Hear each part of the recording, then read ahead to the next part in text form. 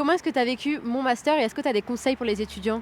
Mon master, franchement, c'est une période hyper stressante, j'ai trouvé. C'est assez long de devoir faire chaque lettre de motivation pour chaque master auquel on prétend. Ensuite, la phase d'attente est vraiment hyper longue. Enfin, c'est hyper stressant. Donc, mon conseil, ce serait vraiment de faire une belle lettre de motivation, surtout si on n'est pas très sûr de ses notes et on n'est jamais trop sûr de ses notes en vrai. Et surtout, essayer d'obtenir des lettres de recommandation. Je sais qu'il y a plein de profs à la fac qui sont OK pour faire ça et ça, franchement, c'est un vrai plus pour un dossier, je pense. Alors mon master, ça a été la grande source d'angoisse de l'année dernière. Vraiment, faites-vous confiance, mettez en avant toutes vos qualités, vos atouts. Ne pas se dévaloriser dans une lettre de motivation. Et ce qui compte le plus, ça va être vraiment le CV, les expériences professionnelles et votre intérêt pour le droit. Parce qu'on peut très bien ne pas avoir toujours des très bonnes notes, mais montrer qu'on a vraiment une attention particulière pour un métier. Moi, c'était le notariat, donc j'avais fait beaucoup de stages. Vraiment, le conseil premier, ça serait celui de faire des stages, de nombreux stages, et évidemment d'avoir des bonnes notes. Mais sincèrement, en ayant des notes moyennes, on peut avoir un master. Faut vraiment pas stresser et se faire confiance. Je pense un peu comme tout le monde, on va mettre les pieds dans le plat, on le vit très mal.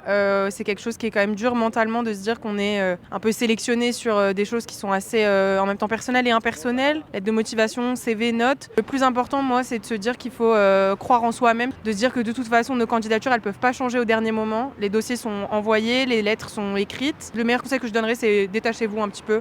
Envoyez vos candidatures, fermez l'ordinateur et allez respirer un bon coup. Je l'ai fait 2 années moi du coup, parce que première année je n'avais rien eu. C'était assez laborieux, donc moi je conseille aux gens de s'y prendre, de le faire vraiment au fur et à mesure, de s'y prendre à l'avance. Moi j'ai été prise nulle part, voilà, tout simplement. Donc ça a été très compliqué la période parce que se prendre que des refus alors que on n'a pas des si mauvaises moyennes, c'est assez compliqué. Après moi ce que je conseillerais c'est vraiment de prendre des choses qui sont logiques parce que si moi j'ai été refusée partout c'est parce que j'ai fait des choix qui n'étaient pas spécialement logiques avec ma licence. Donc restez sur quelque chose qui quand même correspond à votre parcours.